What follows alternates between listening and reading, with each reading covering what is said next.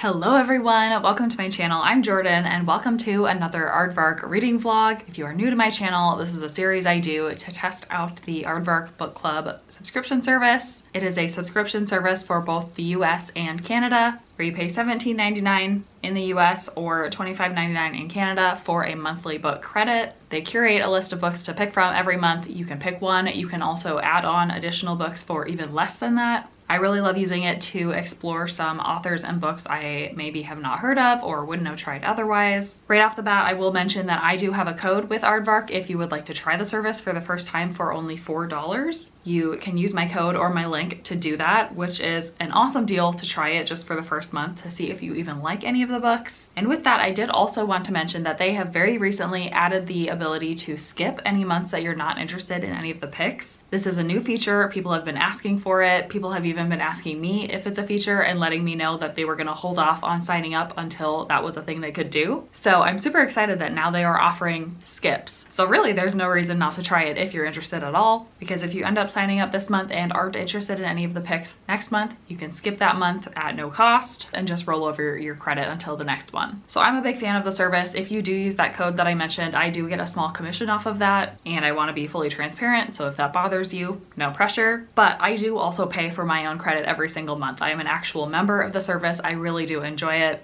And I do have a playlist of all of the reading vlogs that I've done for all of my picks through Aardvark with my completely honest thoughts about the books and whether or not it's worth it to me. And I am ready to get into my most recent picks. So I have 3 books that I'm going to be reading for this vlog. The first one is the book that I picked last month. And the book that I picked is What Happened to Ruthie Ramirez by Claire Jimenez. Love this cover, first of all. Honestly, I love almost all of Aardvark's book covers. I think they just pick beautiful ones and they make their logos integrate very nicely into the cover. I believe this is a young adult mystery about a 13-year-old girl who disappeared without a trace, and then 12 years later, her older sister is watching TV and sees a girl on the TV that has a beauty mark that her sister had, so she thinks it's her sister and she's going to go find her. I have heard some really good things about this book and I'm really excited to get into it. I typically do enjoy YA mystery thrillers, so hoping this is no different. I did download the audio of this book and it's less than 6 hours long, so it should be a nice quick read, and I'm hoping an impactful one too. And then this month in May, I did not only pick one book, I picked 2 books. I added on another one because I'm really intrigued. So the first one that I picked is Chain Gang AllStars by Nana Kwame Adjei-Brenyah. To be honest, I don't know really anything about this book. I believe it's sci-fi and I believe it has some social commentary weaved in, but as soon as this was announced as a pick, people were going crazy. I guess this is some super highly anticipated book that I just was not aware of. I think it's the Read with Jenna book club pick this month. I've seen Jordyn from Jordy's Book Club on Instagram rave about this one. So I'm excited to dive in and see what the hype is about. Sci-fi plus social commentary really are 2 of my favorite things, so I should like it. I'm a little intimidated by the title and how kind of gritty it seems like it's gonna be, but I could also absolutely love it. So I hope that's the case, and I'm really excited to read this one. This was also offered as a Libro ALC or advanced listener copy, so I have the audio through Libro and I can't wait to dive in. And then the book that I added on this month is a mystery thriller that I wasn't aware of. I believe it's a debut. It's called The Perfect Ones by Nicole Hackett. I actually really love that Aardvark does focus on debut titles, or they have a lot of them, because I think it helps give some hype to some books that might have otherwise been passed over by people when they released. And you can find some new authors to hopefully love and follow. The reason I picked this one up is because I believe it's about social media influencers. Don't know much beyond that. In the front flap, it's compared to Lucy Foley and Andrea Bartz, who I have generally enjoyed in the past. So we're gonna go ahead and give it a try. And the audio for this one was available for free through my library on Hoopla, so I downloaded that. And I'm excited to knock all of these out via audio. I already mentioned it in my May TBR, but this month is a very, very heavy audiobook month for me. We are moving, so basically any spare second I have, I am spending packing, which is prime audiobook time, and I'm trying to use it to work on videos to also make vlogs for, because moving can also make it really difficult to get content out, so vlogs are my go-to. So this is going to be no different. I think I am going to start with Ruthie Ramirez just because it's a nice short audiobook. I can knock one out maybe even today and share my thoughts, let you know what I think. So I will get on with my day and be back with an update once I have it.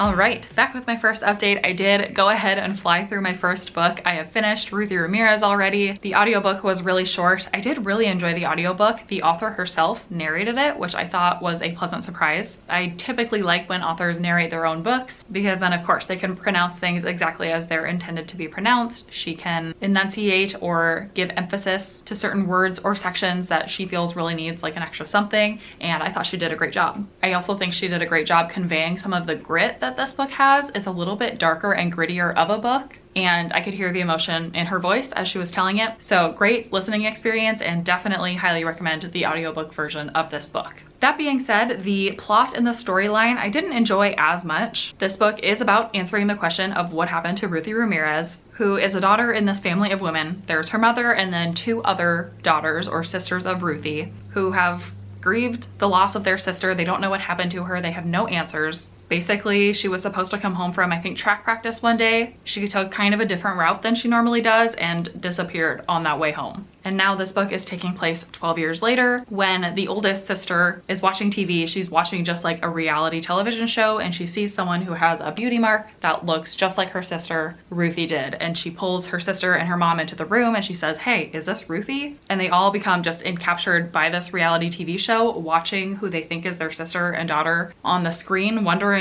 could that be her? What led her to the situation where she is now? Is she happy? Was this on purpose? Did she get brought there against her will? Like, what is going on? Ultimately, they make this plan to go to, I think, New York, where this show is being shot. And through that story, we're also getting a lot of kind of flashback scenes and just background about this family, not only before Ruthie left, but also after and what they've been dealing with since then. It's very gritty. This family has gone through a lot. Of course, the disappearance of Ruthie, but also outside of that, they've had a number of struggles. And while there is a good plot, I did enjoy that, like going to find Ruthie and find out if that's her. I liked that plot part of it. It's also very character driven because of all that other information you get about their lives. So I would primarily recommend this to character-driven readers. This book, its tone and its writing reminded me a lot of Tiffany D. Jackson. So if you've enjoyed her young adult kind of gritty books, then you might enjoy this one. I enjoyed where it went. I really liked the ending. I think the story, for me, my enjoyment built and built and built as I was reading it, which is a good thing. I do just wish the beginning of it would have been maybe a little bit more plot focused, a little bit more action-y. But also, I get why it's not. It's just about this family and what they've gone through. So I'm gonna give it 3 stars, maybe a little bit more like 3.5, because I did enjoy it. It wasn't necessarily life-changing. I don't know that I'm going to remember it for a long time, but it was a great story to read at this time. And especially for being how short it is, it doesn't feel like it's trying to be more than it is. So if that sounds interesting to you, then would recommend it and happy that I read it. So now moving into my next book, I think I'm feeling another thriller. So I'm gonna go ahead and read The Perfect Ones. This one is also shorter than Chain Gang AllStars, so I'm gonna save that one for last, and I'm gonna go ahead and dive into this one next. We will see how quickly I fly through this one. Not sure if I will give a midway update or if I'll just be back again at the end of this book. But either way, I will let you know when I have an update, and I'll see you then.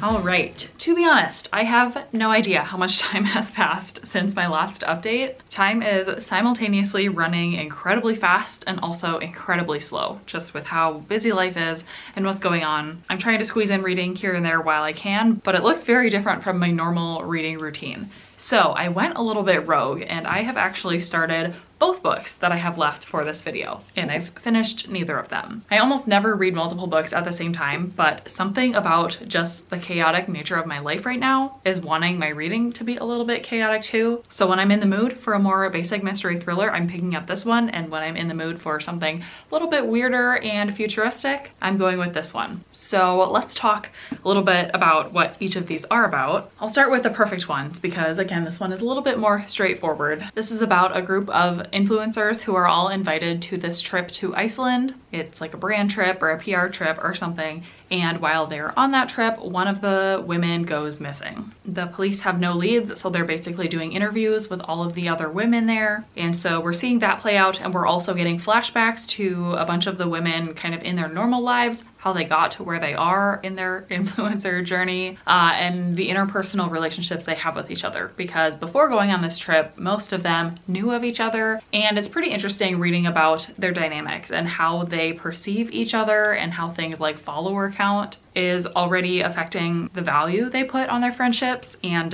their impressions of each other and things like that. So it's pretty interesting. I'm not all that interested in the mystery of it. I think it's suffering from the very common issue I find in mystery thrillers where I don't care about the person that went missing, so I don't really care for them to be found or for that mystery to be solved. I just have no stake in it, so I don't find it that interesting to learn all of their deepest, darkest secrets when I didn't know them before they went missing. But I will go ahead and continue reading it. Like I said, the influencer portions are fairly interesting, and hopefully there are some twists and turns in store for the second half of the book that can help this kind of stand apart from other similar mystery thrillers. Then getting into Chain Gang AllStars. The concept of this book is very interesting. This is about a slightly futuristic America where this law has been put in place that allows criminals who have been sentenced to life in prison, or I think a sentence of 25 years or longer, have the option to enter this program where instead of serving their sentence, they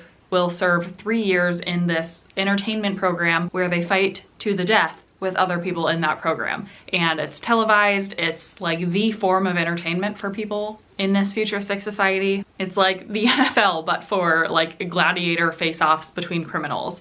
And they kill each other, and if you survive all of your matches for 3 years, then all of your charges are dropped and you are set free. Very interesting concept, and I really like how that kind of leads into the conversation of how criminals are treated in America, what kind of individuals we most commonly see put into our prison systems, and how those trends influence what happens in this fictional program. It's very, very interesting and thought-provoking, and I do love books that have deeply thought-provoking elements. As far as the story goes, I'm having a hard time connecting with the characters in here. We follow a lot of different characters who are in this program, and it's a little bit hard to keep straight who everyone is and who they know, who they have relationships with each other, and even their personas. Like, they all, when they're in the arena, they're doing it for entertainment, so they kind of create this battle persona for themselves, complete with nicknames and aesthetics. But then they also have their real lives where they're still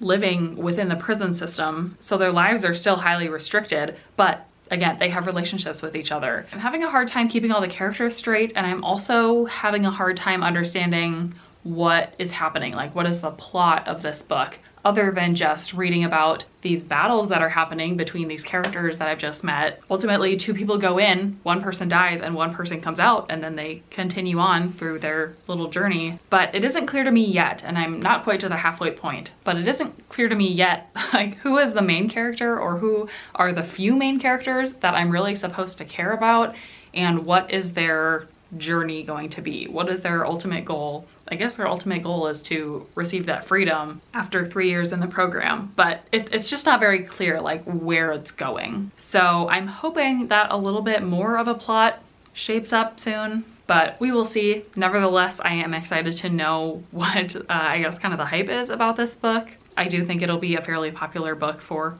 months to come, and we'll see if I agree with that hype. So I am going to get back to the chaos that is life right now. We are in the home stretch of packing up our house. It is a Sunday right now, and this Friday we are getting our final moving truck, and then over the weekend packing up everything left in this house. So that means that this week is really crunch time for me to get things in boxes that I can get in boxes, get furniture wrapped and prepped for the moving truck, just do whatever I can while also solo parenting until my husband comes home on Wednesday. It's just a lot going on. This last week was extra hard because my son caught hand, foot, and mouth from daycare, which we have not gone through before as a family. None of our children or family members have gotten that before. And yeah, everything is fine. My son is feeling fine. He just had to be kept home from daycare for a couple of days, which threw a little bit of a wrench into my working schedule and also just my productivity plans, but we will power through. I am just hoping to get through these books relatively quickly early on in this week so I can get this video kind of wrapped up and just hopefully focus on the rest of house stuff that I am trying to get done. So I'll check in whenever I have a minute to check in, probably once I've finished at least one of those books, and let you know my final thoughts. So I will see you then.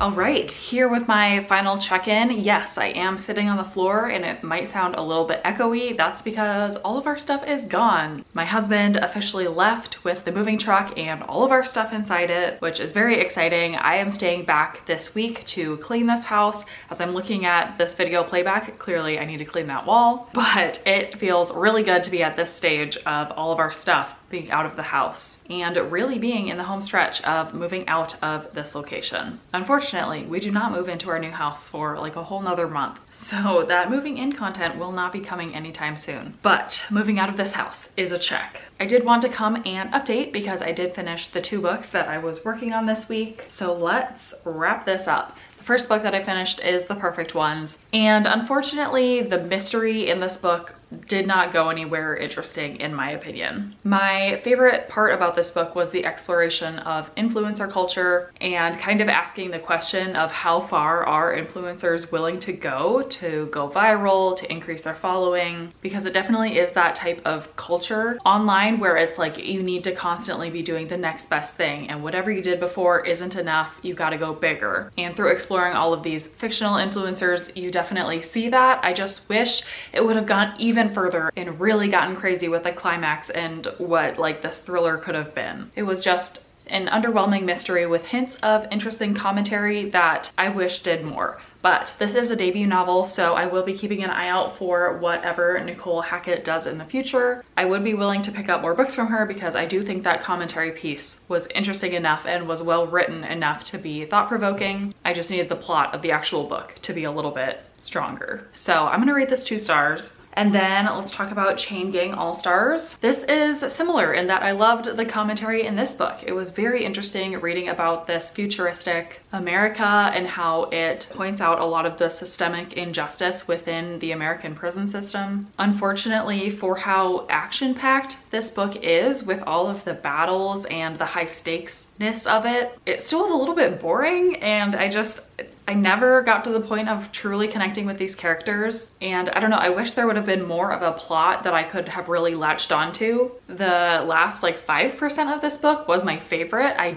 liked what it was doing. It's just like, that's maybe where I wish the book would have started, and then we could have gotten more of the aftermath. I don't know. I would be interested to discuss this book with more people because I do think it leads to interesting conversation and ideas. And clearly this book is saying whatever they're doing in this society isn't the answer, but is there something we could be doing that's better than the existing prison system? I don't know. This book isn't trying to answer that question. It's just offering an interesting glimpse into one potential future. So it's interesting. I didn't love it. I'm gonna give it 3 stars, but excited to hear more conversation around this book now that it's released. And because I do think it's a high profile type book, I do think a lot of people will be talking about it once they get around to reading it. So my ratings show a little bit of an underwhelming reading vlog this time around, though I do feel like I had a good time. Also, just with how my life is right now, I don't know that I have the mental capacity to completely devote and fall in love with a book the same way I can when I have more time to sit down with books physically and spend a little bit more time with them. But I am glad to have read these 3 books. So just to recap, What Happened to Ruthie Ramirez by Claire Jimenez was 3 stars. The Perfect Ones by Nicole Hackett was 2 stars. And then Chain Gang AllStars by Nana Kwame Adjei-Brenya was 3 stars. Very quick reminder that if you are looking to try out Aardvark, you can use my link or my code to get your first box for only $4 plus free shipping. Books drop on the 1st of the month, so if you want to keep your eye out for what books are coming in June, you can wait and sign up then. I do know for sure that my code runs through the end of June, so hopefully there are good ones that we're all excited to pick up. Please let me know if you have read any of the books that I talked about in this video and what your thoughts were, or if I've convinced you to pick up or not pick up any of them. Other than that, I don't think I have anything else, so thank you so much for watching this video, and I will see you in my next one.